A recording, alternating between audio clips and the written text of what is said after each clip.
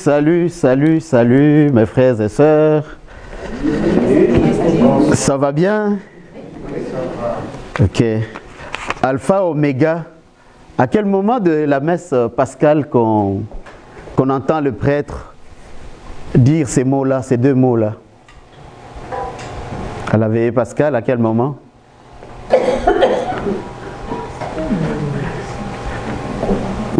Yes!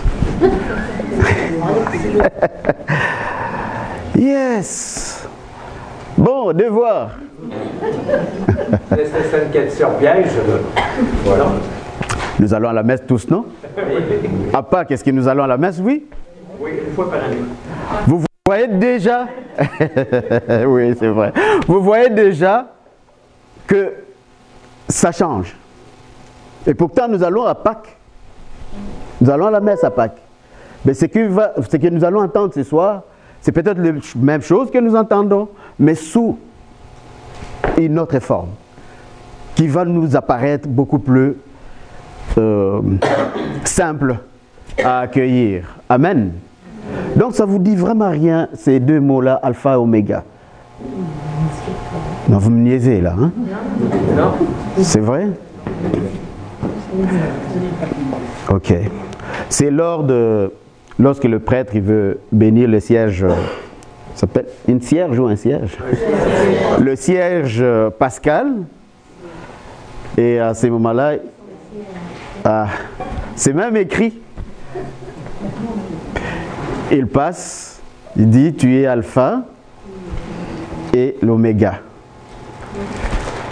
Ça signifie simplement tu es le commencement et la fin. Donc on ne peut pas limiter Dieu. Amen. Amen. Amen. Deuxième question, est-ce que vous allez bien? Oui. Oui, vraiment, vraiment? Oui. Pourquoi vous allez bien? À cause de la grâce de Dieu. Quoi d'autre? Comment la grâce est-elle passée?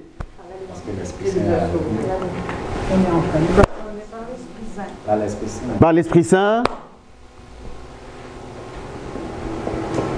Parce qu'il nous a relevés. Parce qu'il nous a relevés. Il nous a fortifiés. Il nous a fortifiés. Il nous a guéris. Il nous a sauvés. Amen. Amen. Pour chacun de nous, tous ces mots ont un sens. Ce soir, par exemple, il y a vraiment un cadeau du Seigneur pour quelques personnes ici. Je ne les connais pas, mais ça va arriver que la grâce de Dieu puisse visiter vraiment quelques personnes de manière particulière ce soir. Donc, qui tu es, je ne sais pas. Qui le Seigneur veut visiter, je ne sais pas. Mais dans ma prière, nous avons demandé que le Seigneur puisse nous les révéler. Parce que quand quelqu'un vient au Seigneur, qu'est-ce qui se passe dans le ciel? C'est la seule chose qui fait créer un grand party dans le ciel. C'est la conversion d'une personne. Quand je parle des conversions, est-ce que vous me comprenez? Vous parlez de quoi je parle? Vous comprenez de quoi je parle? Il ne s'agit pas d'aller parce que je vais à la messe tous les jours, parce que non. Mais c'est la rencontre personnelle, intime, avec le Maître, avec Jésus. Parce que parfois on est dans la foule, vous le savez. Quand Jésus passait, il y avait des foules de personnes qui venaient voir. Parfois, notre vie des chrétiens, parfois on est dans la foule. Mais on ne se rend pas compte qu'on est dans la foule. Et la plupart des histoires qu'on entend dans la Bible, il peut y avoir une foule. Souvent, on va lire qu'une seule personne a rencontré le Seigneur. Par une guérison, par une délivrance, par une parole qu'il échange avec le Maître. Et ce soir, nous aimerions bien que ce soit chaque personne ici. Amen. Amen. Ce soir, le Seigneur veut nous parler de quelque chose qui n'est pas facile, qui est difficile. Il s'agit de la passion, de la mort, mais aussi, au bout de la ligne, la résurrection. Alors, les deux premiers bouts, la passion et la mort, nous ne l'aimons pas. Ok. Mais du moins, nous pouvons projeter déjà, comme nous avons entendu, tu es alpha et oméga. Quoi qu'il arrive, je vais courir jusqu'au bout de mon parcours. Amen. Parce qu'au bout de mon parcours, qu'est-ce qu'il y a? La résurrection. Et la résurrection, qu'est-ce que ça vient nous donner? La vie éternelle. Amen. Je vais vous montrer quelque chose, une toute petite vidéo de quelques 2 minutes et demie. Ça parle des apôtres. Nous allons parler de la passion, nous allons parler de la mort. Et cette vidéo va venir nous montrer que même les apôtres eux-mêmes, les amis directs de Christ, ceux qui ont mangé avec lui, qui ont bu avec lui, que eux aussi ont accepté la passion, ils sont passés par la mort et bien entendu dans l'espérance de la résurrection. Amen. Suivez.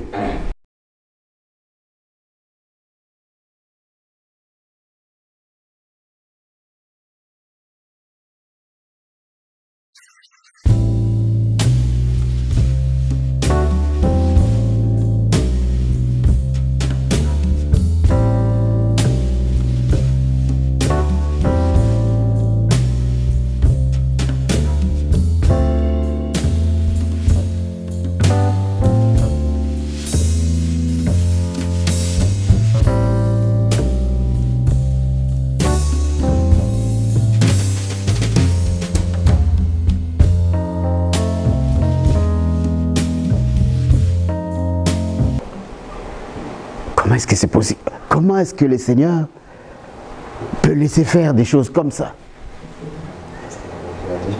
Est-ce qu'il les aimait pas ou... Mais qu'est-ce qui s'est passé? Pourquoi que le Seigneur, il savait ça, il les a laissés quand même aller jusqu'à ça? Donc autant de questions qu'on peut se poser. Nous pouvons même extrapoler par nous-mêmes. Pourquoi que le Seigneur me laisse dans cette difficulté? Amen. Ça, c'est notre chant de tous les jours. Hein? C'est nos jérémiades de tous les jours. Le Seigneur, mais est-ce qu'il ne voit pas? Pourquoi il me laisse là-dedans? Pourquoi je ne peux pas m'en sortir? Pourquoi que cette souffrance qui a commencé il y a tant d'années? Pourquoi? Mais seulement il n'y a pas de parce que ça ne vient pas. Lui-même en premier. Vous vous rappelez sur la croix? Pourquoi? Il avait dit qu'on aurait des tribulations. Ah. Il ne nous a pas caché. Voilà. Et c'est ça l'enseignement ce soir. Amen. Nous serons persécutés, nous aurons des tribulations. Et voici la question. Pourquoi? Parce qu'on est au-dessus du maître, le disciple est au-dessus de son maître. Si le maître a souffert, donc nous aussi. On doit nous persécuter, c'est ça? Parce que... Ok. Parce qu'on est en combat. Si on est avec le Christ, c'est forcément qu'on est en combat avec... Forcément, on est en combat avec qui? Avec Satan. Pourquoi? Parce qu'il veut perdre le monde, donc il veut notre cœur, notre âme. Donc si on ne lui laisse pas, si on le donne à quelqu'un d'autre, il va tout faire pour l'avoir et puis on sera tout le temps en conflit avec lui. Vous entendez ça? Pourquoi encore? Toujours dans la même ordre d'idée? Parce que les royaumes de la terre lui appartiennent. Amen. Amen. Il faut que tu le saches. Il faut. Ça, c'est un devoir chrétien, de les savoir. Quelqu'un se rappelle de ces versets? Il y a des DCA ici. Je vous ai toujours demandé de les retenir. Jean 5, 19. Merci François. C'est un DCA. Hein? Il est de la cohorte actuelle. 1 Jean 5, 19. Qu'est-ce qu'il dit? Quelqu'un se rappelle? Bon, je sais que vous me niaisez là, mais c'est pas grave, dites-le quand même. Quelqu'un se rappelle? Qu'est-ce que ça dit?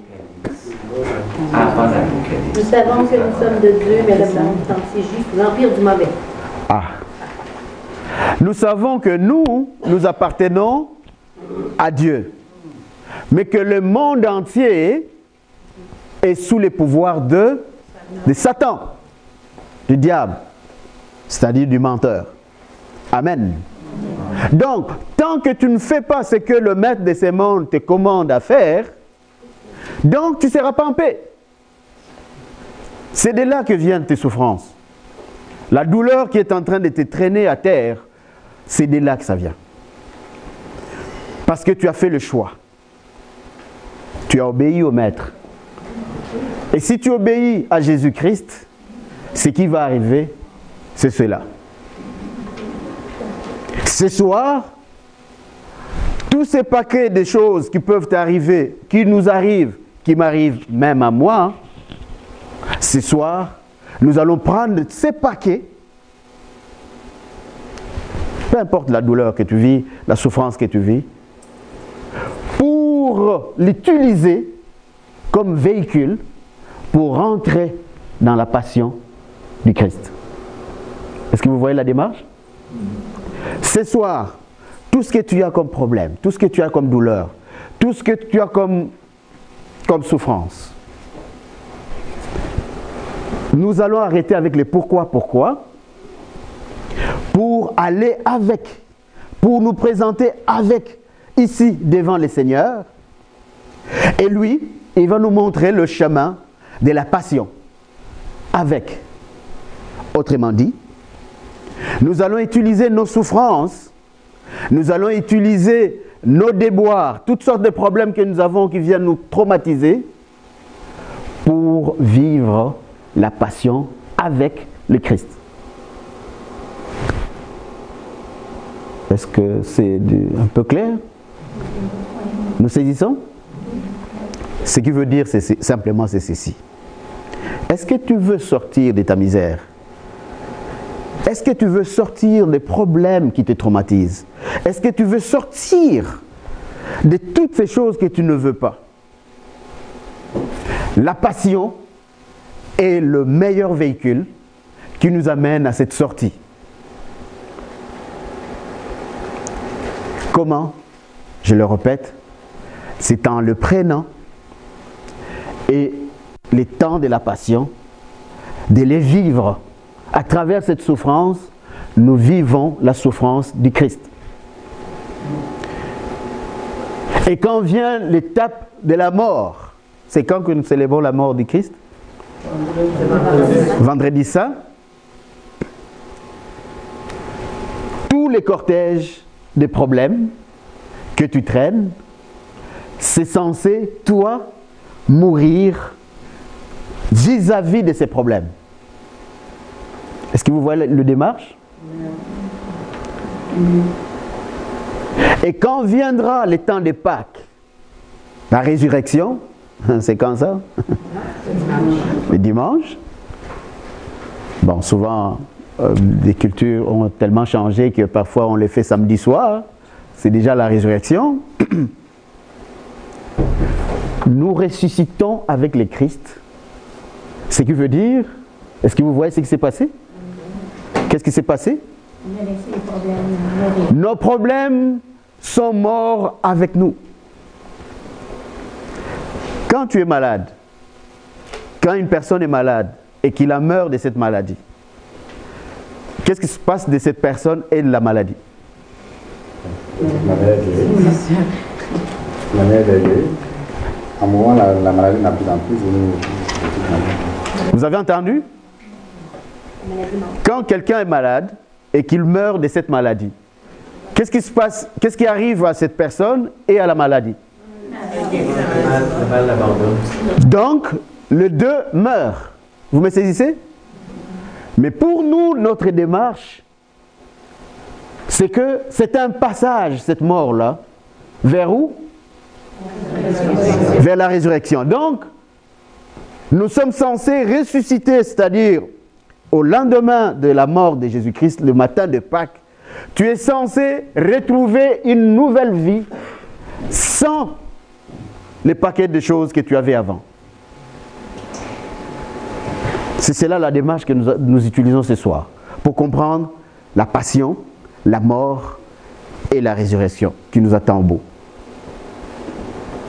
C'est bon jusque-là? Cet exercice ici, moi-même je l'ai fait. Et croyez-moi, la grâce de Dieu ne ment pas. Beaucoup de personnes ont fait cet exercice. Ils ont vu leur vie complètement transformée.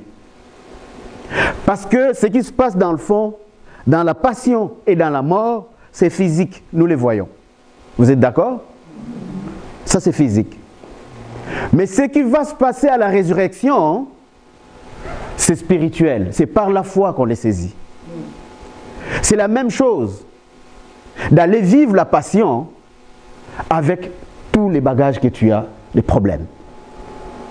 Alors quand je dis ceci, ce qui veut dire, vis-le vraiment. C'est le meilleur moment d'aller souffrir de ça, là, à la passion. Parce que tu vas traîner tout cela à la mort. Et de la mort, toi tu ressuscites, c'est-à-dire tu sors tout en laissant ces choses-là. Parce que le Seigneur, il ne va pas te ressusciter avec tout ce que tu avais comme paquet de problèmes. Amen. Amen. Ce que je dis là, en langage clair, qu'est-ce que ça veut dire? Si tu as un problème, le meilleur moment de te débarrasser de ton problème, c'est la Pâque ici.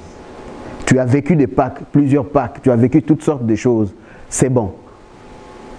Mais aujourd'hui, là, cette semaine, que ça va commencer, la semaine prochaine, la semaine sainte commence, fais-le pour une première fois. Je ne sais pas comment tu veux faire ça, mais en toute conscience simplement. C'est comme quand on va chez un médecin. Tu sais que tu es malade, tu trembles, tu te dis quel diagnostic on va me donner. Mais quoi que tu trembles, mais les diagnostics, on va quand même te les donner. Vous me saisissez? Et donc, quand le diagnostic est donné, mais le médecin propose des remèdes, propose des traitements qu'il faut suivre. Pour nous, ça va être pareil.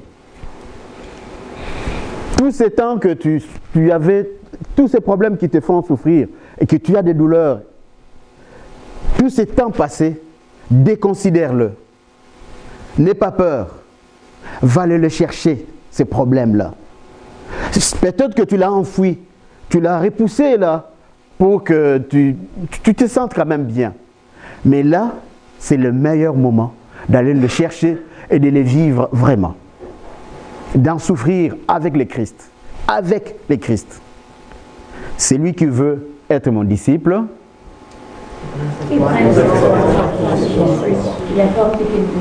Qu'il le porte et qu'il suive. Le Seigneur ne veut pas dire autre chose que ça.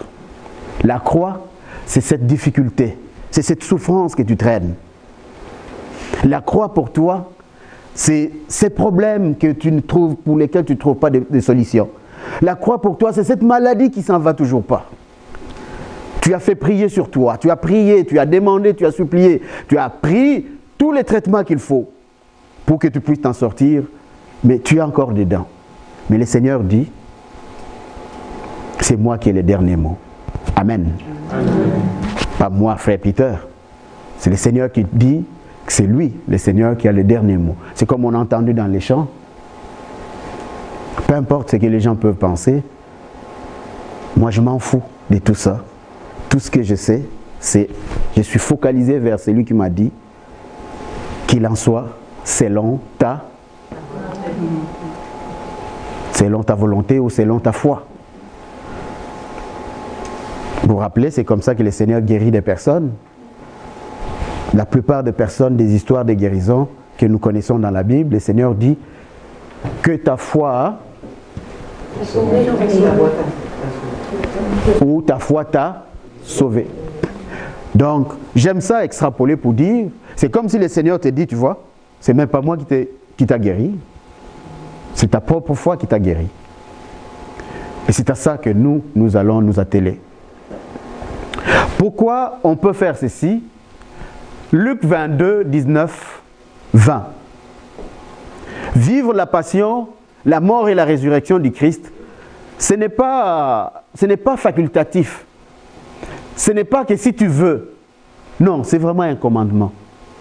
Faites ceci en mémoire de moi. Quelqu'un peut lire ces bouts de texte? Ensuite, Oui.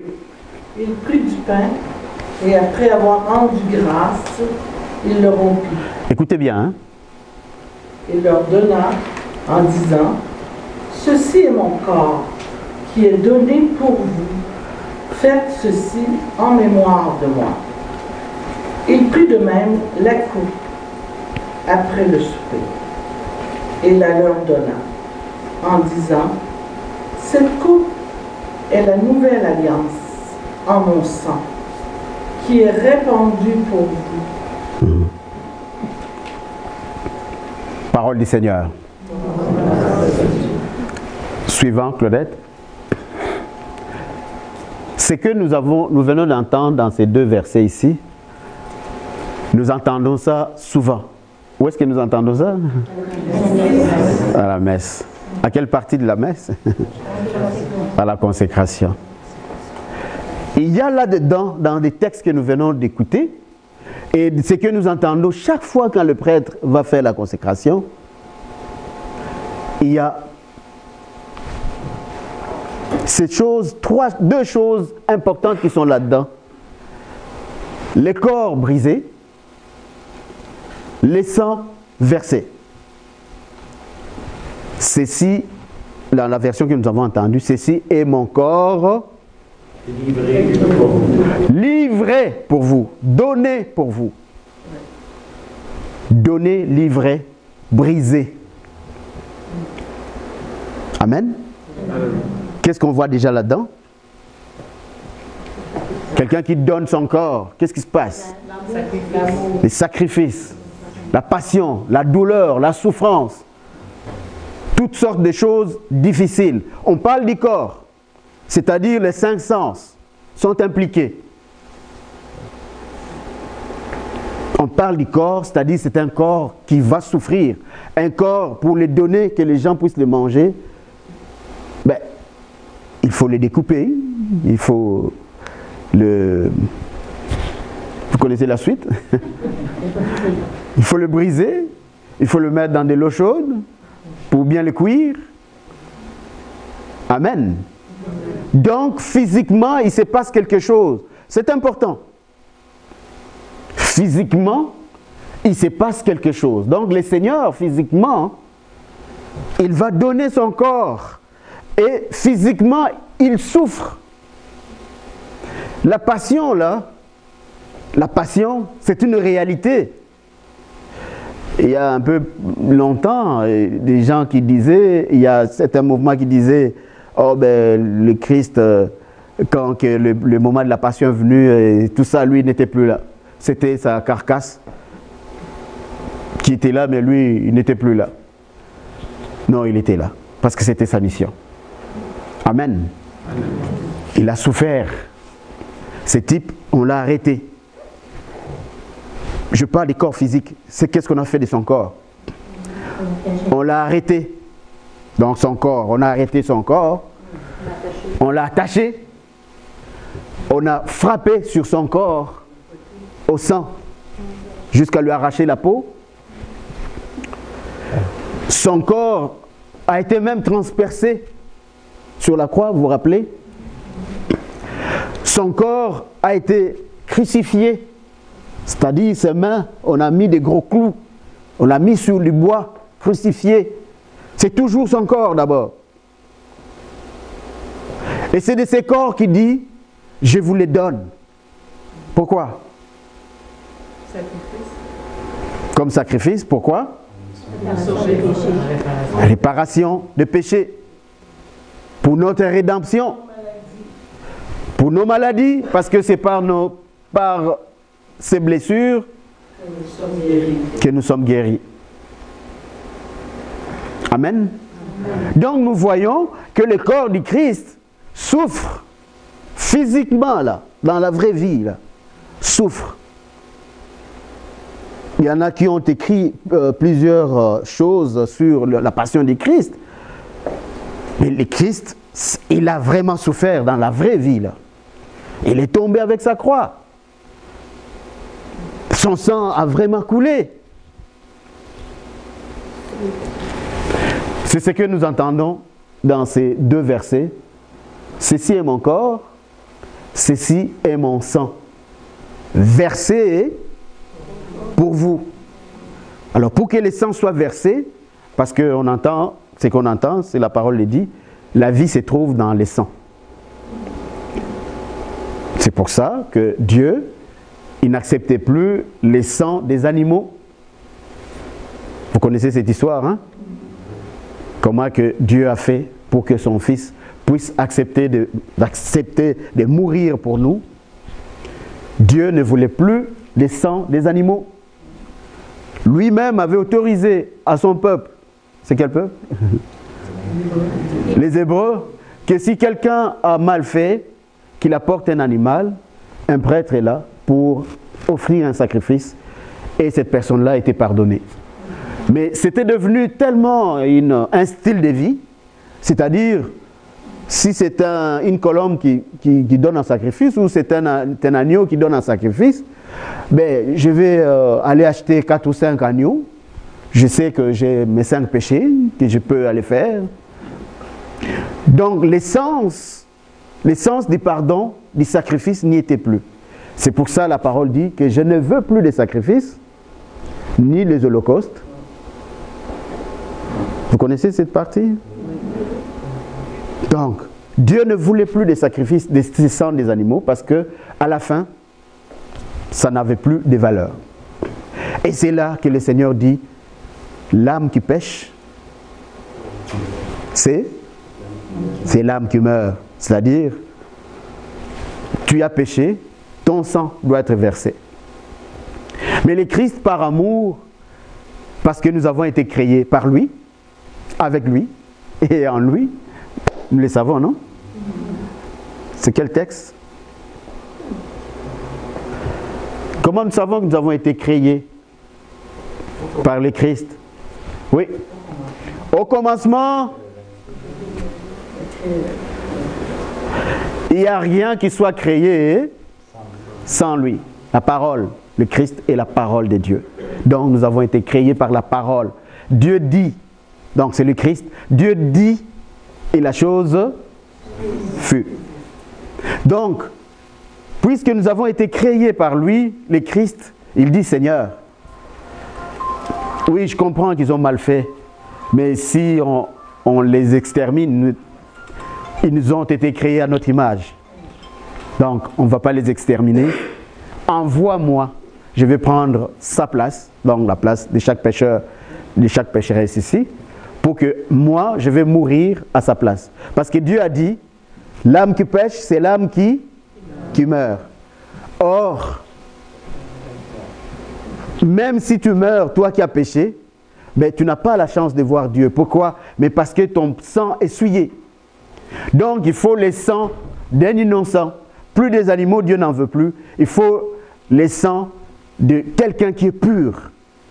Or, Dieu a regardé partout. Il n'y a pas un seul qui soit juste.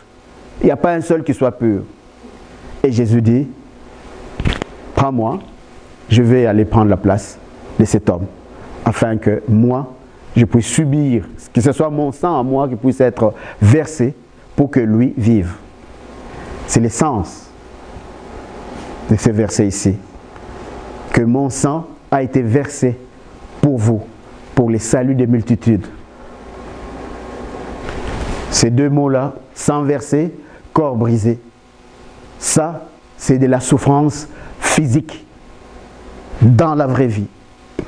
Mais à ça, s'ajoute une autre souffrance qui est mentale, qui est morale. Tu J'imagine, hier, tu étais là, les gens te suivaient, les gens... dimanche, on va les fêter ça, son entrée triomphale dans Jérusalem, vous vous rappelez? Les rameaux. Et le même peuple qui t'adulait hier, les dimanches ici, nous entendrons dans la lecture de la Passion, crucifie-le. Donc, c'est là que le Seigneur veut que nous comprenions l'essence. Nous avons, nous, la liberté, mais aussi le devoir de les comprendre. Le petit bout de vidéo que nous avons regardé ici sur comment sont morts les apôtres, c'est pour que cela vienne nous relever, cela vienne nous faire réfléchir comme nous avons entendu ici. Si les apôtres, eux, ils sont passés aussi, chacun selon à sa manière dans la passion, ce qui veut dire nous ne devons pas avoir peur de passer par la passion. C'est bon jusque-là? Ça demande une, comment je vais appeler ça? C'est un choix, en fait.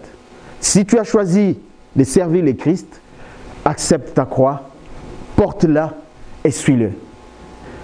L'exemple qu'on entendait ici des apôtres, quelques apôtres qu'on a entendus ici, qu'ils ont eux-mêmes donné la façon qu'ils veulent mourir.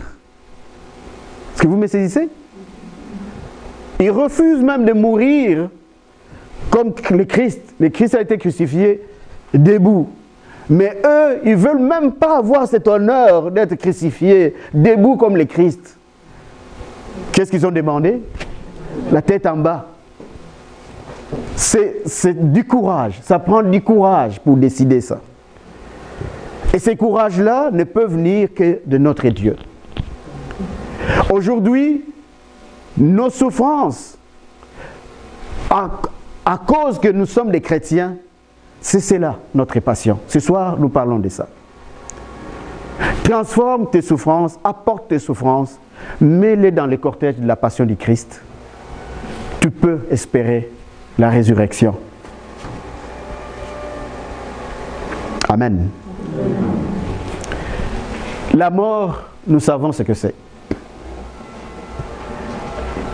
La mort, c'est-à-dire c'est la fin de la vie. Amen.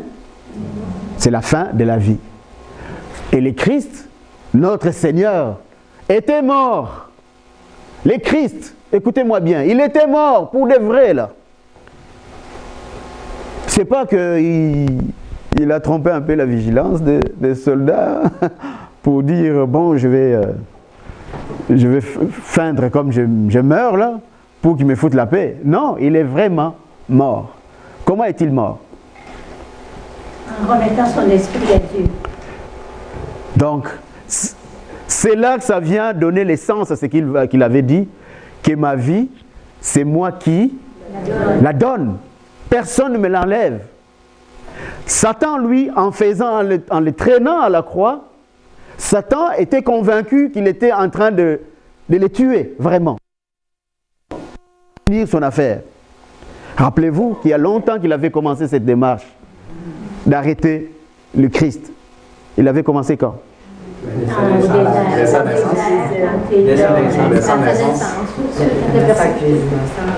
Et même avant sa naissance? Oui, à sa conception. Avant même sa conception. Avec Joseph. Et voilà.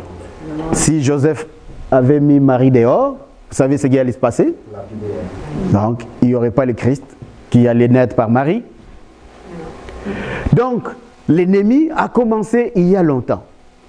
Et il n'a pas lâché jusqu'à la tentation.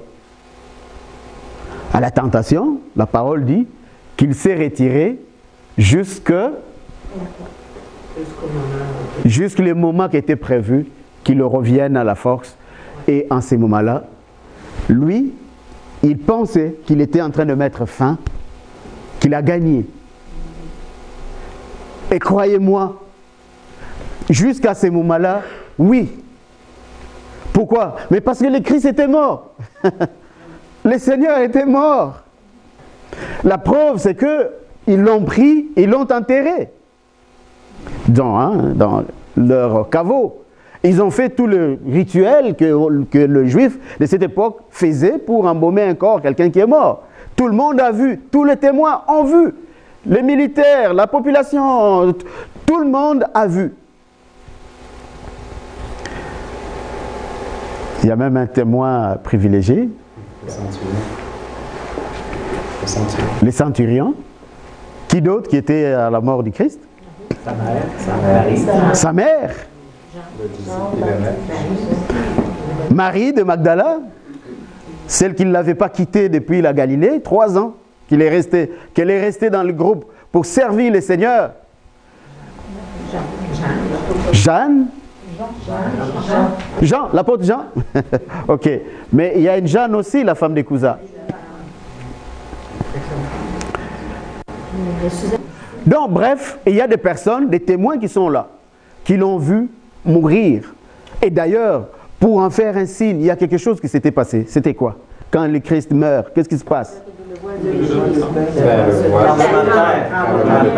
Tremblement de terre.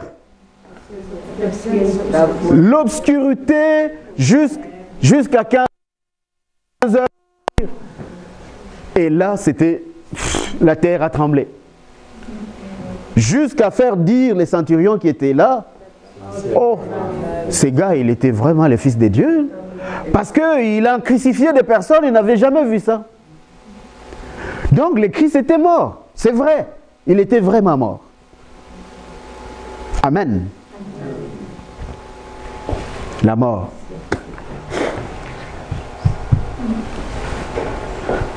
Nous tous, tels que nous sommes ici, je ne sais pas si vous aviez oublié ça, tous, nous passerons par là. C'est un passage pour nous les chrétiens. Amen. Enfin, du moins, si tu crois à Jésus-Christ, c'est un passage. Mais si tu ne crois pas à Jésus-Christ, c'est pour des vrais, des bons. Et tu resterais là-dedans. Mais pour nous, la mort, c'est un passage. Notre jour à nous viendra. Dans la vraie vie, dans la vraie... En réalité, au fait. Amen. Mais, c'est que ça vient nous donner, par exemple, le bout de vidéo que nous avons vu ici, ça vient nous dire que nous ne pouvons pas avoir peur de la mort, de la vraie mort. Hein? Je ne parle pas de la mort de nos problèmes, de nos souffrances, mais je parle de la vraie mort. Nous ne devons pas avoir peur de ça. Parce que c'est une arme que l'ennemi utilise pour nous faire peur, pour nous pousser à faire ce que lui veut. C'est une arme qu'il utilise beaucoup pour nous faire peur, pour nous obliger à faire ce que lui veut que nous puissions faire. La mort. Nous ne devons pas avoir peur de la mort. À l'exemple du Christ, à l'exemple de tous ces martyrs. Vous avez entendu comment les autres apôtres étaient morts? Il y en a un qu'on tentait de tuer pendant 2 jours, mais il ne mourait toujours pas. Et il continuait à les enseigner. Il continuait à enseigner ses bourreaux. Pendant 2 jours, il s'est démené pour l'arrêter, les stopper, les tuer, mais il n'y parvenait pas. L'autre, on l'a écorché vivant, là. On lui enlève la peau. Tout ça, parfois nous pensons que c'est des histoires. Ce n'est pas des histoires, c'est la réalité. Et ces personnes-là, c'est des humains comme nous. Regardez les martyrs de Rome, par exemple, avec le roi fou, là, Néron. Vous connaissez cette histoire? C'est lui qui a brûlé Rome, la ville. Il s'ennuyait, il ne savait pas quoi faire un bon soir. Là. Il appelle son adjoint, il dit, mais j'ai rien à faire, j'ai rien à faire. Je veux m'occuper. Il dit, mais qu'est-ce que tu veux, empereur? Ah, je ne sais pas, faites quelque chose. Brûlez, brûlez la ville de ces côtés-là, brûlez. Et ils ont brûlé la ville. Maintenant, quand on brûle, donc il faut trouver un coupable. Il dit, mais maintenant les coupables, bon, prends ces gens qu'on appelle les Christos, les chrétiens, c'est eux les coupables. Ils n'avaient pas brûlé la ville. Donc on les prenait des familles entières, on les mettait sur des bûchers et on les brûlait. Et les gens étaient dans l'estrade en train de crier, ah, regarde comment lui meurt là. Ah, ouais. Mais ils sont morts courageusement. Amen. Pourquoi je vous dis tout ça là? C'est horrible. Pourquoi les frères Peter nous racontent tout ça? mais pour que tu le saches. Comment donc tu vas connaître la valeur de la vie que le Christ t'a donnée si que tu ne saisis pas cette valeur? Tu te diras peut-être c'est excessif. Ce n'est pas excessif parce qu'il y a des autres humains qui eux aussi sont passés par là. C'est-à-dire, quand tu es tourmenté par un problème, peu importe ce qu'elle est, lorsque l'ennemi vient te mettre comme ça en face le spectre de la mort, c'est-à-dire pour dire si tu ne fais pas ça, moi je t'élimine, nous ne devons pas avoir peur. Ne sois pas paniqué par la difficulté qui est en train de te traverser maintenant. La persécution la douleur que tu vis maintenant, la souffrance que tu as maintenant, ça fait partie de la persécution que le Christ a dit, tu vas être persécuté. Pourquoi? Parce que tu refuses de servir le chef de ce monde, toi tu as pris le chemin de la vie.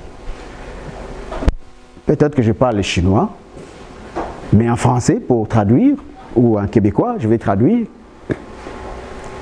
Parce que tu as refusé de faire comme du monde, c'est-à-dire de sortir chaque soir, d'aller prendre un joint, surtout que c'est légalisé ces jours ici.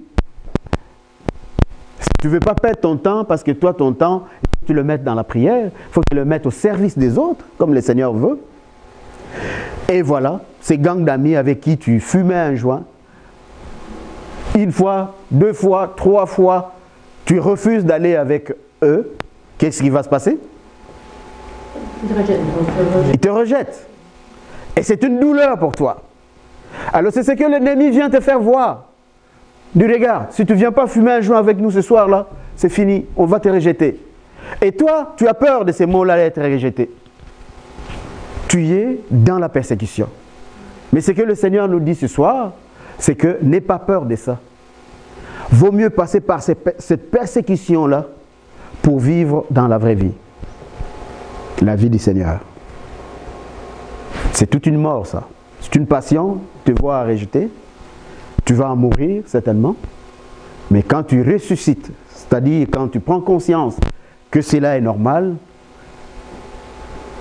ne pense pas que ce problème-là est parti. Non, mais que toi, tu es maintenant au niveau dessus et tu es capable de gérer ce qui te faisait peur hier, comme le rejet. Est-ce que vous me saisissez? Oui. C'est de cette mort-là, cette passion-là et de cette résurrection que nous attendons au bout. Vaut mieux passer par là. Vaut mieux pour nous accepter ça, passer par là. C'est hier, je pense que je parlais avec quelqu'un, j'ai expliqué quelque chose. La parole de Dieu ne ment pas. Quand nous entendons la parole de Dieu, accueillons-la. Parce que c'est une vérité. Souvent, cette personne me contait qu'il a peur. Souvent, elle a peur des choses comme de sciences occultes, des sorcelleries, enfin, tous ces mauvais esprits qui courent la rue. Alors, j'étais en train de lui dire ceci. Et il y a 2 vérités que nous devons toujours retenir avec nous. Le diable, lorsqu'il veut te faire mal, lorsqu'il veut te détruire, il s'attaque à 2 dimensions de ta vie, de notre vie. Vous avez déjà imaginé, c'est quoi? Nous avons 3 dimensions, le corps, l'âme et l'esprit. Quelles sont les 2 dimensions que l'ennemi va attaquer plus? Le corps et l'âme. Lorsque toi tu es au Seigneur, la parole dit, voici, ce n'est plus moi qui vis. Mais c'est qui vit à moi? Le Christ. C'est-à-dire, ton esprit, quand le Christ va mourir, c'est quoi qu'il va remettre entre le main de son Père? Son esprit. Donc, l'esprit qui est en toi, comme c'est le Christ qui vit dans ton esprit, le diable, il peut venir avec ses armées, ses cohortes de démons, ils ne peuvent pas toucher ton esprit. Pourquoi? Parce que c'est le Christ qui vit en toi. Quand le diable veut passer par l'esprit, c'est le Christ qui rencontre en toi. Par contre, ton corps, ton âme, qui est le siège de tes décisions, le diable peut le toucher. Le corps peut tomber malade, on le sait. Le corps peut se brûler, il peut se noyer, il peut se casser, il peut se scier même. On a entendu ici, d'autres apôtres ont été sciés. Donc, ces deux dimensions-là, le corps et l'âme, c'est-à-dire le mental, ton âme, où est-ce que tu prends les décisions de la vie, ces deux choses qui peuvent être touchées par l'ennemi. C'est là que nous devons être capables d'être au-dessus de ces deux dimensions. Comment? Par la prière. En se tournant vers le Christ. Vers le Christ. La parole de Dieu. Être rempli du Saint-Esprit. Être rempli du Saint-Esprit. C'est le Saint-Esprit qui vient rendre Dieu réel dans notre vie. Amen. Le Christ dit, c'est lui qui est en moi. Personne, alors personne, ne peut l'arracher de ma main. C'est impossible. Pourquoi? Mais parce que le Christ a tout accompli sous la croix. Le Christ est passé par la souffrance que l'ennemi l'a infligée. Le Christ est passé par la mort que l'ennemi a préparée. Mais le Christ est ressuscité. Et là, l'ennemi ne peut plus rien. C'est notre situation à nous. Si nous parvenons à maîtriser notre corps, si nous parvenons à maîtriser notre mental, c'est-à-dire le cœur, où est-ce que tu prends les décisions pour ta vie, croyez-moi encore ce soir, que tu es capable de gérer les douleurs, de gérer les souffrances, de gérer la persécution dans ta vie. Tu ne te mettras pas dans les rangs de ceux qui se plaignent tout le temps. Parce que généralement, nous autres les chrétiens, c'est bon, on va au Christ parce que lui, dis-moi, lui, il va me donner du pain, lui, il va me sauver, lui, il va me guérir. À la manière humaine. Mais tous ne guérissent toujours pas. Pas tous qui guérissent. Pas tous qui s'en sortent. Amen. Ce que je veux dire, c'est que si nous sommes capables de gérer notre corps, nous pouvons le faire. Si nous sommes capables de gérer notre mental, nous pouvons le faire. Nous en avons la possibilité, parce qu'on entend des personnes qui prennent des décisions dans sa vie, et prennent la décision et disent, à partir d'aujourd'hui, c'est ça. Parfois des décisions difficiles, des décisions capitales. Il y a des gens qui ont pris la décision, je me tue, et ils se tuent, ils se suicident. Il n'y a pas une autre décision qu'il peut prendre dans sa vie. Cette décision-là, c'est les capitales. Mais il la prend quand même. Si des gens sont capables de prendre ce type de décision, donc nous aussi, nous pouvons prendre la décision d'accepter la passion, d'aller jusqu'à la mort, afin de vivre la résurrection. Parce que si tu ne passes pas par la passion et par la mort, tu ne peux pas connaître la résurrection. C'est là que nous disons que nos problèmes que nous avons, l'astuce, le truc que nous pouvons avoir, c'est de prendre nos souffrances, tout ce qui nous vient nous faire souffrir vraiment, ça peut être n'importe quoi, la maladie ou des problèmes, et d'aller vivre la passion avec ça. Qu'est-ce que je veux dire? Je veux dire simplement que ça va faire souffrir ton corps, ça va faire souffrir ton mental. Mais ne le souffre pas pour toi-même, souffre-le avec le Christ. C'est-à-dire, prends cette croix, n'aie pas peur de cette croix, porte-la vraiment. Pendant le temps de la passion, porte-la cette croix, n'aie pas peur. Cette blessure qui est déjà là, qui est restée longtemps là, qui ne veut pas se guérir, va les réveiller. Dans le nom de Jésus-Christ, n'aie pas peur, réveille cette blessure. Dis-lui, toi, je t'emmène avec moi à la passion. Quand que tu vas à l'église, quand que vous allez faire les chemins de croix, marche avec cette douleur-là. S'il y a pleuré, pleure avec cette douleur. S'il y a crié, crie avec cette douleur. C'est seulement comme ça, en traînant cette douleur, cette peine dans cette cortège de la passion, que vous allez aboutir à la mort, courageusement à la mort. C'est-à-dire, tu acceptes, tu es brisé, tu accueilles. Et les jours de Pâques, croyez-moi, avec juste un peu de foi, juste avec un peu, comme Christ dit, petit comme un grain de génévé, moutarde, mais Christ dit ça suffirait pour voir des grandes choses arriver. C'est-à-dire, quand tu arriveras au bout, les matins de Pâques là, ça peut être ton jour à toi, tu diras, c'est fini cette chose-là. Ah, moi je suis sorti de là. Ah, moi je suis guéri. Amen. Amen.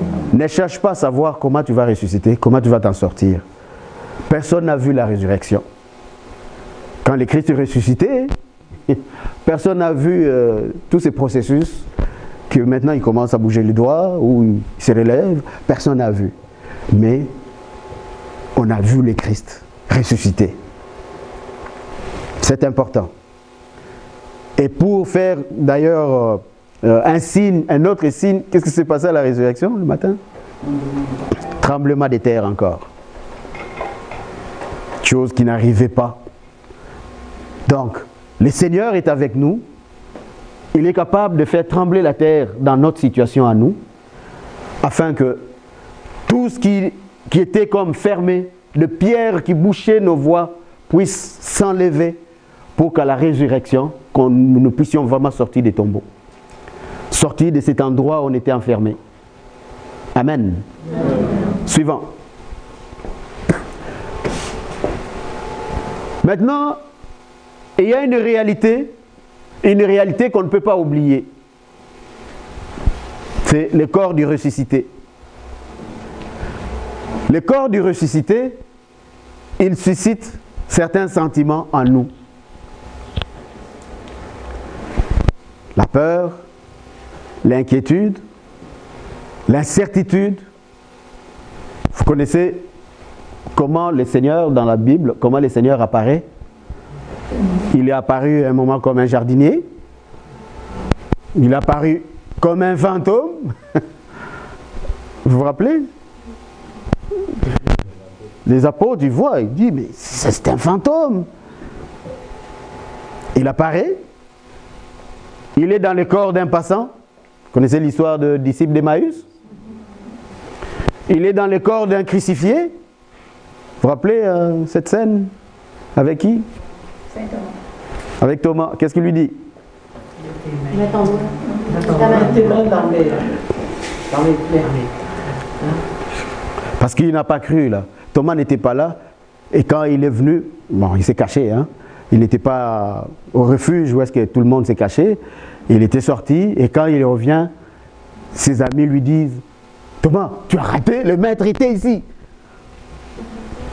Et il regarde dans les yeux et il dit, oh, réveillez-vous là vous autres, le maître est mort. Le maître est mort, vous devenez fous quoi. Non, ça c'est moi qui ajoute. Mais à regarder la scène, mais si Thomas, moi je serai là, je ferai comme Thomas. Mais arrêtez ça, voyons, vous vous moquez du maître ou quoi? Le maître est mort. Le maître était ici. Et quand le maître vient finalement, regarde, il vient avec le corps. Quel corps? Du crucifié. Et pourtant, à certain moment, il est apparu dans un autre corps. Mais ici, le corps du crucifié, ça coupe court tout doute, toute incertitude. Mets ton doigt là. Ah. Qu'est-ce que Thomas dit? Donc c'est pour dire, oh là là, ce gars qui est toujours avec, mais c'est vraiment lui Dieu? Pour un juif, nous autres là, c'est parce que nous les lisons seulement dans des livres, nous les lisons dans la Bible. Mais il faut être un juif pour comprendre ce que c'est. Ce type qui était avec eux là, ils mangeaient ensemble, et c'est lui Dieu. Dieu, le Dieu des Juifs, tu ne peux pas le voir. Tu ne peux pas voir Dieu et vivre encore, c'est pas possible.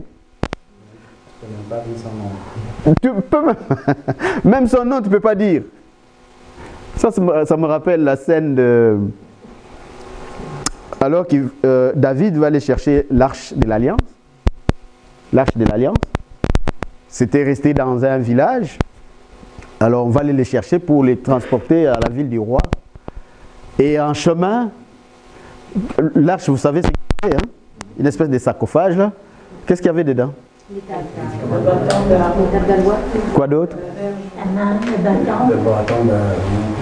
Voilà. Voilà. Donc l'arche de l'Alliance, c'était vraiment les signes physiques de Dieu parmi son peuple. Et pendant qu'ils portent l'arche, à un moment donné, quelqu'un a trébuché parmi les porteurs et l'arche a penché comme s'il voulait tomber. Alors il y a une bonne volonté, il dit « Oh !» Et il va toucher l'arche. Vous connaissez l'histoire? Qu'est-ce qui s'est passé? Tout de suite. Donc, ça c'est pour vous faire voir que pour un juif, Dieu, c'est Dieu. Tu ne peux pas le voir, Dieu.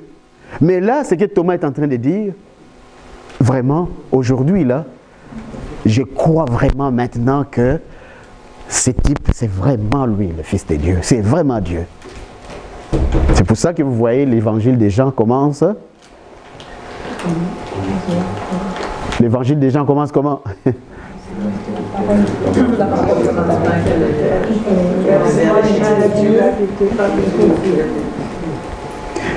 Et nous avons vu, vers la fin là, il dit, nous avons vu sa gloire. Amen.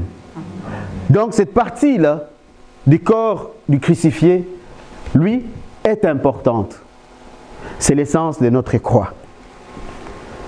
La croix, comme les crucifix que nous avons ici, c'est un symbole. Est-ce que vous me suivez? C'est un symbole. Donc, ça nous montre quelqu'un qui est sur la croix, qui est là, crucifié sur la croix. Et ce que Thomas a fait, c'est exactement ce que nous pouvons faire en regardant la croix. C'est-à-dire, nous voyons vraiment qu'il y a quelqu'un sur la croix. Donc, Thomas touche le corps du ressuscité. D'où, quand nous faisons les signes de la croix, quand nous voulons prier, soyons sérieux.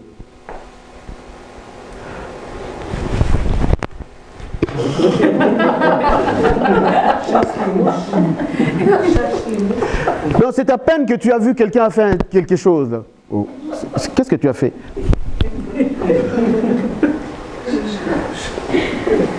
Les signes des croix, ça vient te rappeler, ça vient me dire que je sais que j'ai obtenu mon salut à la croix de Jésus. Au nom du Père et du Fils et du Saint-Esprit. C'est une prière puissante. Malheureusement, que nous-mêmes, nous, les chrétiens, nous-mêmes catholiques, que nous avons foulé aux pieds.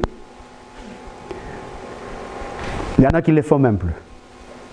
À cause que d'autres qui ne sont pas catholiques disent « Oh, ben, il ne faut pas faire les signes des croix. » Mais pourquoi? Qu'est-ce qu'on fait au fait quand on fait les signes des croix? On affiche notre foi. On affirme notre foi. On proclame la gloire de Dieu. Que Dieu est Père, Fils et Saint-Esprit. Amen. Donc, le corps du crucifié, comprenez l'essence de la croix. Parce que quand nous irons dans la Semaine Sainte, vous allez voir au chemin de la croix, on va vraiment porter une croix physique, hein, du bois. Et généralement, à un moment de la messe, à un moment de la cérémonie, on va exposer ces bois-là, une croix en bois, ça peut être, pour que les gens puissent vénérer. Ce n'est pas du bois que les gens vénèrent. Est-ce que vous me saisissez? Ce n'est pas du bois, mais qu'est-ce qu'ils vénèrent?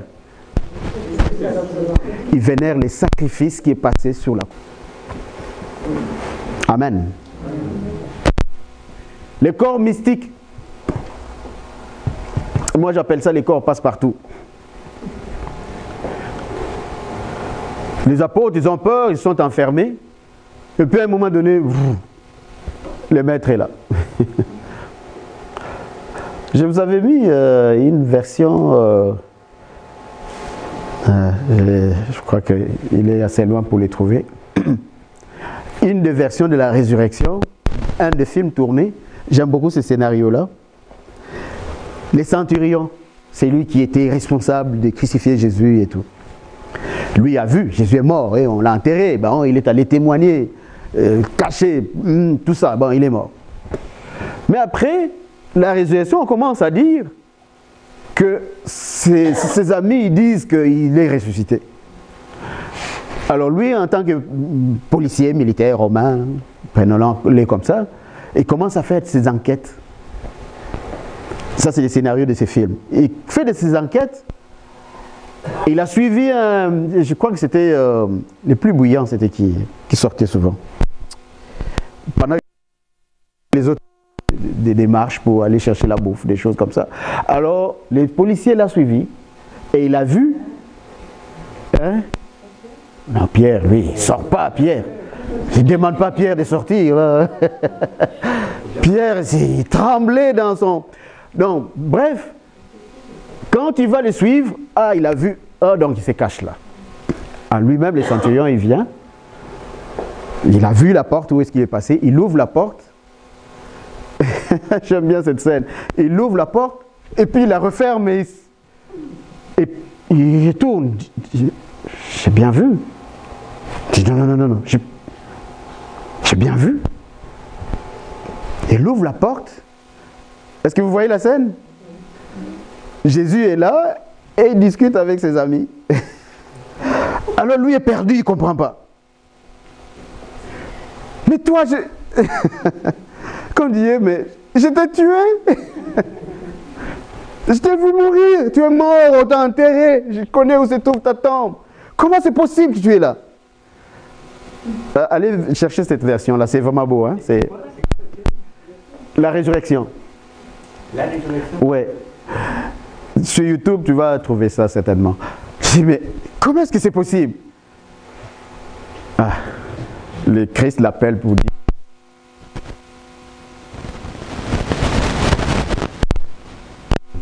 Et ce type, il est sorti de là, il a arrêté d'être policier ces jours-là, et il s'est exilé, est allé dans une autre ville. Vous savez quoi? Qu'est-ce qu'il est devenu? Évangélisateur. Il a commencé, parce que c'est un Romain, il n'est pas juif lui, mais il allait évangéliser l'extraordinaire qu'il a vu. C'est impossible. C'est impossible. Oui, c'est possible. Il est là, il vit. Amen. Donc, c'est ça que j'appelle les corps mystiques. Nous entendons beaucoup de témoignages des personnes. Le Christ, il peut apparaître qui? Parmi nous, peut-être il y en a même qui ont fait l'expérience de l'apparition du Christ. Dans une vision, dans un rêve ou dans la vraie vie. Est-ce que vous me suivez? Ici, c'est important, suivez. Le Christ, il peut apparaître par n'importe quelle forme. Vous êtes d'accord avec moi? Combien de vous ce soir qui pensez vraiment dans votre cœur, pas de manière d'habituelle, hein, mais dans votre cœur, tu le crois vraiment, tu le penses vraiment que c'est ça, c'est vrai. Combien de vous qui pensez que le Christ est ici avec nous? Amen. Voilà, c'est ça, les corps mystiques du Christ. Nous ne les voyons pas avec nos yeux humains, mais pourtant, nous avons cette certitude. Nous avons cette... Personne ne peut te changer ça. Personne. Donc, nous avons cette certitude que le Christ est vraiment ici. Pourquoi? Parce qu'il a dit. Il a dit quoi?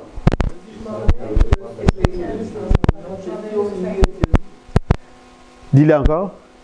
Si un ou deux se réunissent en mon nom, je suis au milieu d'eux. Amen. Amen. Nous, à Nouvelle Naissance, tout le jeudi que nous nous réunissons ici, on peut penser à d'autres affaires, mais nous avons la certitude. Moi qui vous parle en avant, je suis là pour justement vous servir, vous, mais en réalité, c'est le Christ que je sers à travers vous. Nous allons arriver là. Que le Christ, il vient vraiment nous visiter chaque jeudi soir ici. Amen. C'est important ce que je dis. Pourquoi?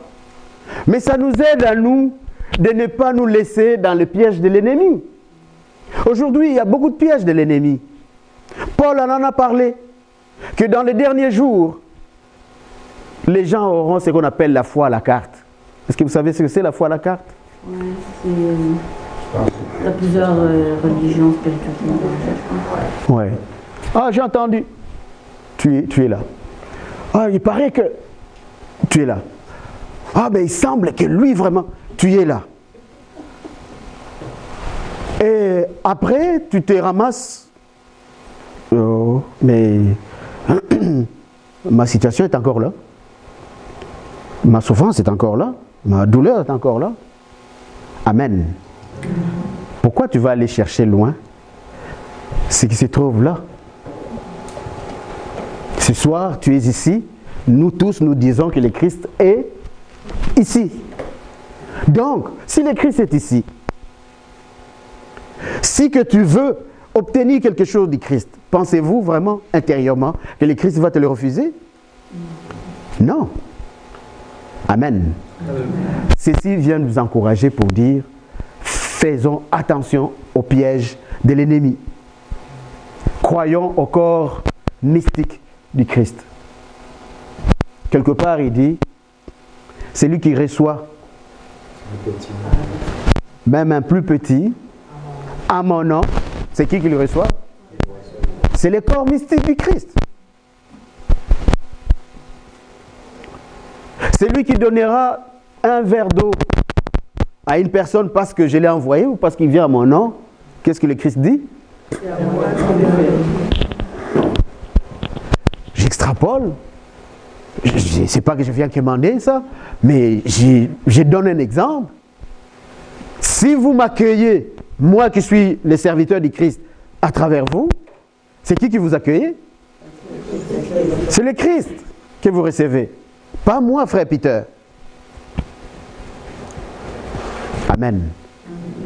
Donc, en ce qui concerne le corps mystique du Christ, faisons très attention ici.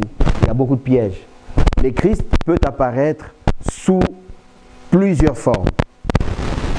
Ça peut être sous un misérable, une personne nécessiteuse, une personne... en tout cas, sous plusieurs formes. Recevons cette personne, accueillons cette personne, parce que dans le fond, c'est le Christ que nous accueillons. Si tu critiques cette personne, c'est là que la parole dit de ne pas critiquer les autres, de ne pas juger les autres. Parce que si tu juges une personne, c'est qui tu juges? Tu juges le Christ. Donc tu contredis ta propre foi. Amen. L'inconnu. C'est d'ici que le bas blesse. La peur de l'inconnu, vous connaissez ça? La peur de l'inconnu. Nous allons avoir souvent peur de l'inconnu. Mais le Christ peut utiliser l'inconnu pour pouvoir te parler, pour pouvoir te bénir, pour pouvoir te relever, pour pouvoir te transformer, faire quelque chose dans ta vie. Amen. Le corps ressuscité, le corps du ressuscité peut apparaître sous plusieurs formes. Ceux qui sont des disciples du Christ, ce sont ceux qui gardent sa parole et qui la mettent en pratique. Dans une des paroles qu'il a dites, il a dit « Fais ceci en mémoire de moi ». Dans ceci en mémoire de moi, on ne voit pas seulement la consécration pour communier au corps et au sang du Christ, mais nous voyons ce soir le corps qui est brisé, le sang qui est versé. Dans le « Fais ceci en mémoire de moi », ce qui veut dire « N'ayez pas peur vous aussi, prenez votre part à la passion. » Continuez. Avant la résurrection. À la mort et la résurrection. La mort, pas nécessairement physique, ça peut être une mort spirituelle, une mort intérieure, pour que tu puisses ressusciter libre. Enfin, les difficultés que nous avons, c'est d'accepter ces corps ressuscités, c'est Christ. Oui, nous allons être heureux à la résurrection, nous allons être dans la joie. Oh, oh, le Christ est ressuscité. Mais souvent, nous avons peur. Ici, le frère Peter est en train de te dire, si tu prends tes blessures et que tu le mets dans le cortège de la passion du Christ, tu vis la passion avec, dans la vraie vie, tu en souffres vraiment, et qu'à la mort du Christ, tu considères que cette passion, cette douleur, cette difficulté meurt aussi avec toi, à la résurrection, cette chose-là, nous pouvons avoir la certitude que ça s'en va. Mais souvent, ce qui nous vient, c'est cette difficulté d'accepter ça, de comprendre. Nous voulons comprendre comment est-ce que c'est parti. Ce n'est pas l'essentiel. Ce que nous pouvons retenir, c'est seulement de savoir que c'est vrai. J'y crois et c'est cela qui va se faire et c'est vrai. C'est cela la foi. Tu crois simplement que cet exercice que tu as fait est vrai et ça va se passer aussi comme ça. Même si tu ne vois pas ça à la résurrection le matin de Pâques, là, ta douleur est encore là et n'est pas partie. Mais écoutez-moi donc ce que je vous répète encore, que certainement que le Seigneur t'a élevé à un niveau pour que tu sois capable de gérer ça. Avant, tu n'étais pas capable de gérer, nous le verrons, mais là, ça peut te donner la possibilité de gérer ça. Et si tu ne parviens pas à ce niveau ici, voici une autre étape qui nous attend en chemin. C'est quoi cette étape? Après la résurrection, c'est la Pentecôte. Donc, si tu ne parviens pas à enlever, à accepter, à accueillir le Jésus-Christ ressuscité, tu as encore une chance ici. Cette chance ici, c'est quoi? C'est se préparer pour faire l'expérience du Saint-Esprit. Regardez, Pâques, nous vivons dans cette commémoration de la passion, la mort et la résurrection. Mais si Pentecôte ici, c'est vraiment une expérience de vie que tu vas aller faire. Il y en a ici qui ont déjà fait l'expérience de l'effusion du Saint-Esprit. Amen. Donc, vous savez, parfois, on n'est pas capable d'expliquer ce que tu as vécu. Quand le Saint-Esprit est vraiment descendu, te remplir, c'est difficile d'expliquer ça parce que ça se vit en esprit. C'est par la foi que ça se vit. Et là, nous voulons commencer cette préparation ici des 7 enseignements. Ce sont les 7 enseignements que nous allons suivre pour nous préparer à mieux comprendre, à accepter le Jésus-Christ ressuscité. Les cours que nous aurons à cette préparation, c'est ça. Donc, à partir de jeudi 20, à partir de la semaine sainte, la passion c'est quand? Jeudi prochain, le premier cours commence. Le jeudi prochain, on ne vient pas ici dans cette salle. Chacun de nous va aller dans sa paroisse. Pour cette formation, pour cette préparation ici, le premier cours c'est la passion. Vivre la passion, la mort et la résurrection de Jésus, tel que nous venons de l'écouter ce soir. Amen. Ça, c'est le premier cours. Pour ceux qui désirent suivre cette formation ici, aller faire vraiment l'expérience du Saint-Esprit, ton premier cours, c'est la passion. Rate pas. Prends congé. Tu ne peux pas travailler. C'est pas grave. Prépare-toi. À la maison, si tu veux, laisse d'abord les travaux de la maison, personne n'en mourra. Prépare-toi pour aller vivre la passion dans l'ensemble de ce que nous avons entendu ici. Amen. Parce qu'au fond, tu es en train de passer le premier cours de cette préparation ici. Si tu vis la passion, la mort et la résurrection du Christ, si tu le vis vraiment très bien dans ton cœur, toute la suite des cours ici, tu vas tellement bien les comprendre. Et les jours de Pentecôte, veut pas, le Saint-Esprit va te visiter. Et tu nous le diras par toi-même. Amen. Donc c'est une formation sérieuse, nous prenons ça au sérieux. Préparer les personnes pour aller faire l'expérience du Saint-Esprit, nous prenons ça vraiment au sérieux. Le deuxième cours, c'est la nouvelle vie en Jésus-Christ. Oui, c'est toujours dans cette salle. Donc on commence, ça c'est le jeudi saint. L'autre jeudi, ça sera le 25, je crois. Le 25, nous sommes dans cette salle pour la nouvelle vie en Jésus-Christ. L'autre jeudi qui suivra, la sanctification. Dieu veut que nous soyons saints. Soyez saints comme moi. Ouais, le Saint-Esprit vient seulement quand tu es sanctifié. C'est-à-dire, quand que tu es vraiment purifié, tu es dans l'état des grâces, c'est dans ces moments-là que le Saint-Esprit vient. Le Saint-Esprit n'entre pas dans une personne qui est encore liée, enfermée, avec beaucoup de saleté, avec beaucoup de péché. Il ne rentre pas. Les combats spirituels.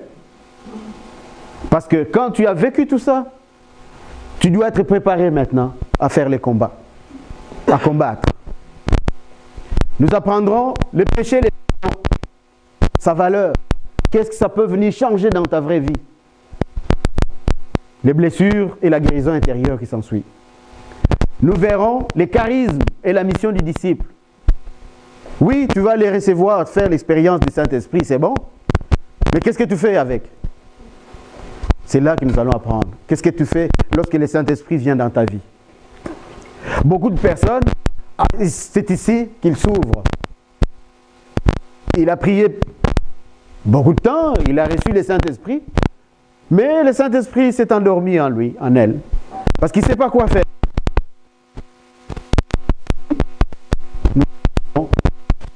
Lorsque le Saint-Esprit est dans ta vie.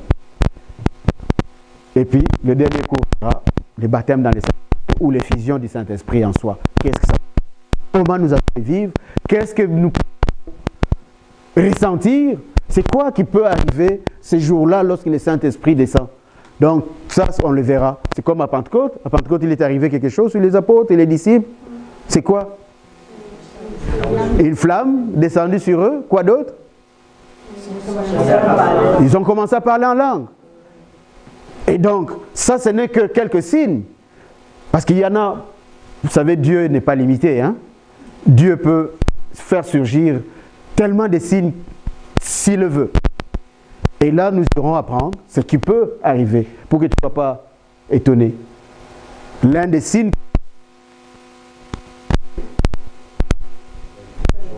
la joie. D'autres, peut-être qu'il n'a pas parlé en langue, mais la joie que cette personne va vivre, hein, c'est quelque chose qu'il n'a jamais vécu. Et c'est inexplicable. Tu ne peux pas l'expliquer. Mais tu vas trouver quelqu'un dans un... Attention.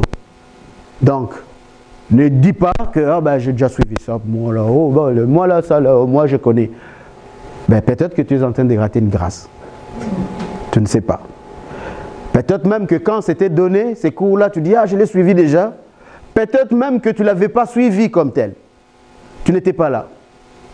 Enfin, tu étais là dans la salle. Mais que pendant qu'on pompait en avant ici, les frères Peter pompaient en avant ici, toi, tu n'étais même pas là. On te voyait là, la carcasse est là, mais tu n'étais pas là.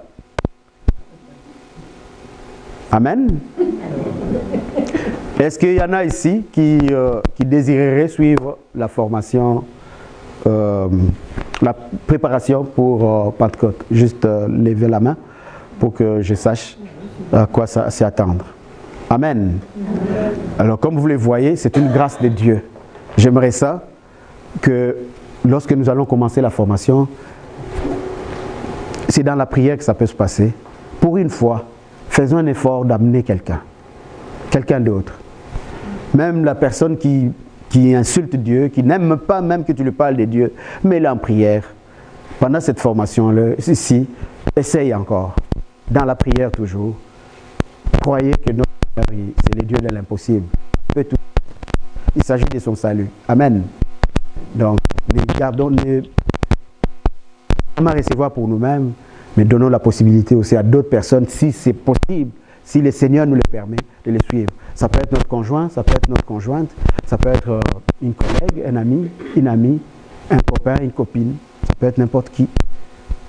Si tel est le cas, elle ou lui recevra aussi la grâce du Seigneur. Voilà ce que le Seigneur voulait nous dire aujourd'hui.